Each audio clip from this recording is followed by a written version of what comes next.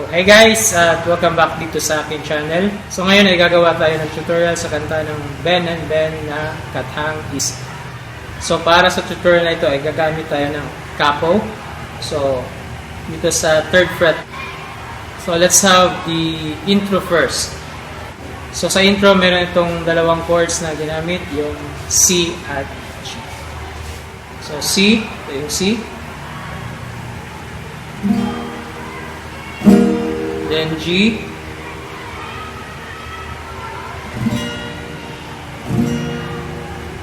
Then meron din itong melody, susundan nyo lang ito.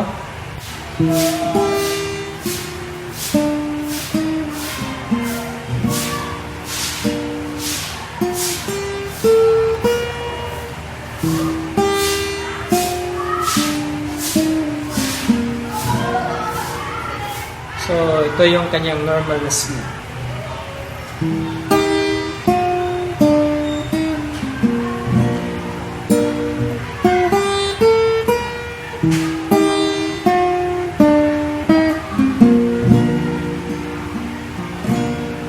Then sa verse, same lang yung chords na ginamit, yung C at G.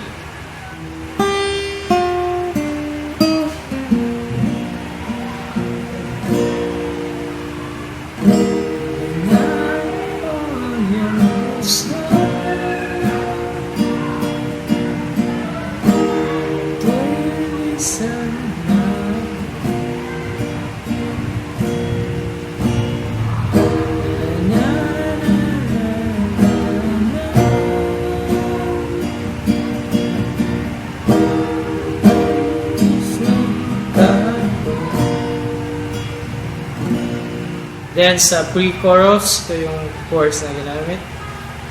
So, A minor, then G. A minor, kung sama tayo mapagpag.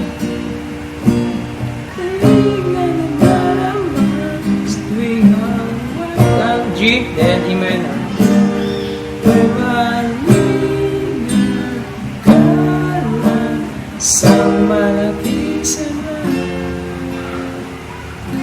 So last part, A minor, then B minor, then C, then D. Then sa chorus, ito yung mga chords. Sensya ka na.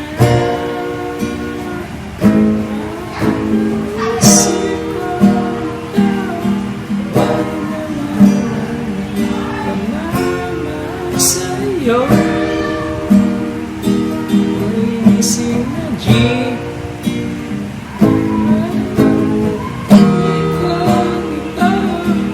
Sa wakas, E minor, D.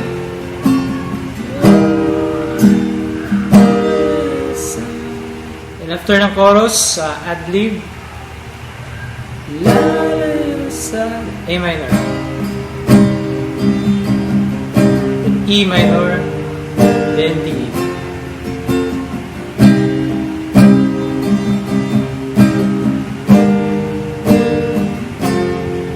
Then second verse,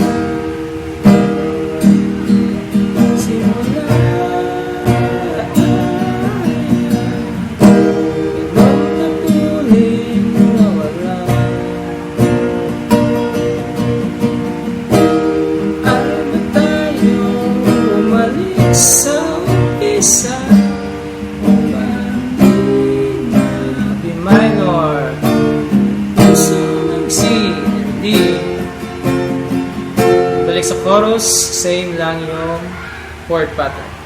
So ang next na part ay bridge. Sumabay sa hagos na ipinagdadala, minsan siya'y para sa iyo, pero minsan siya'y para sa... Then next, same D at E minor, tatakbo papalayo. Then C, kakalimutan. Then D, then E minor, then G, D.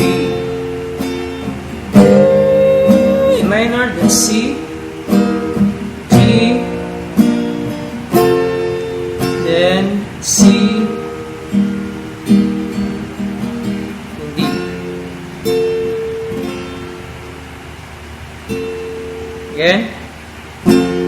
Tatakbo papalayo, kakalimutan na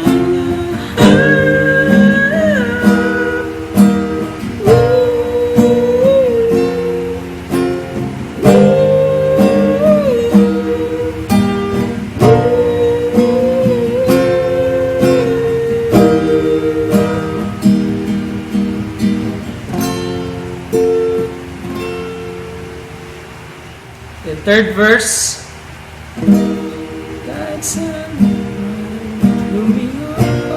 C, G.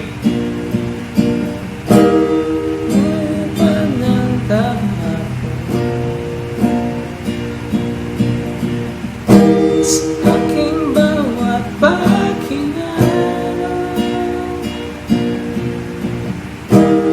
nasa isip ko sa'yo. Pasensya ka na sa mga kathang-isip ko ito. Why nalaman ang mahal sa'yo? Isip ka, isip ka, at sa wakas ay kusang layo sa'yo. So, that's it for this video. Sana ay nakatulong ang video na ito. So, sa mga hindi pa nakasubscribe sa akin channel, please do subscribe for more videos and guitar tutorials. See you next time.